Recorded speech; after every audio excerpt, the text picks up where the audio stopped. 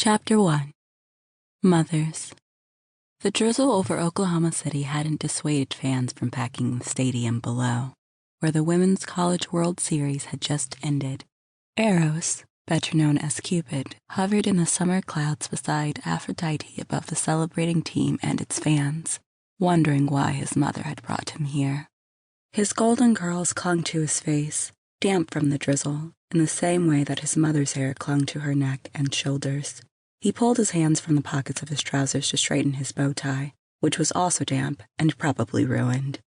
Beneath her breath, Aphrodite said, "Enjoy your victory while you can. You aren't long for this world, number 32. Cupid scanned the players below. "Who's number 32? Aphrodite put her hands on her hips, a gesture he'd come to associate with anger. Even in her long blue gown and heels, she could be intimidating. That makes one person who hasn't heard of her. Come on, darling. Her name has been on the lips of every mortal in America for months." Cupid lifted his palms and shook his head. Aphrodite nearly spit when she said, "Ellie Beaufort." Cupid had heard of her. He'd received countless prayers from young men and women who'd apparently fallen in love with her. He now understood his mother's annoyance. The less she was worshipped, the weaker her powers became. It was true of all the gods. His best strategy was to downplay and distract. "She's an exceptional athlete, Mother. Nothing more."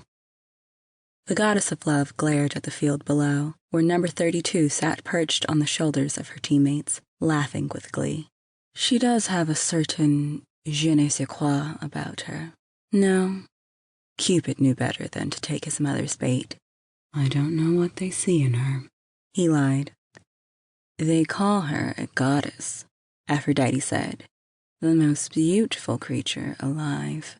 Ellie Beaufort's black curls draped across her slender shoulders. The chocolate hue of her skin wasn't particularly striking. Her full lips and brown eyes were nothing extraordinary, and although her cheeks were pleasant, especially when she smiled, they weren't so pleasant as to explain the woman's overall beauty.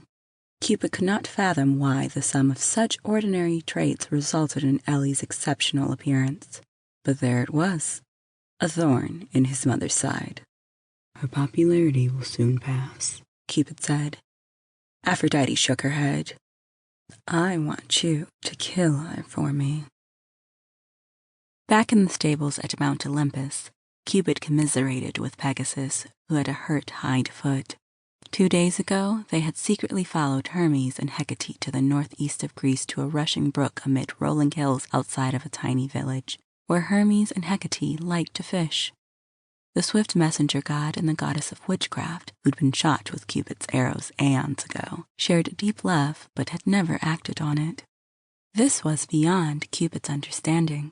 While it was true that his arrows couldn't force love between people, they were powerful enough to overwhelm even the strongest gods and goddesses possessing an iota of desire in their hearts. So why hadn't Hermes and Hecate shared so much as a lover's kiss? "Should I shoot them again?"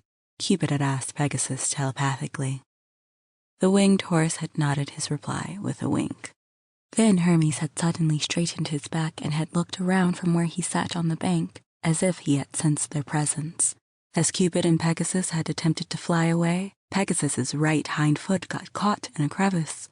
The white horse panicked and tugged when he should have god-traveled. Something in his foot popped, causing Hecate and Hermes to drop their fishing rods and fly toward Pegasus.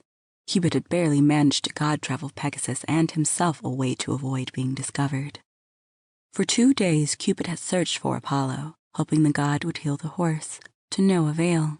Cupid thought that the foot would have healed on its own by now, but it was still tender to the touch. In addition, Pegasus had been unable to fly. This could mean only one thing. Hecate had hexed him. If she had done so wittingly, she would have visited them by now to learn why they had been spying. Cupid suspected that she'd cast a blind spell, unaware of her victim's identity, but hoping to out a powerless deity.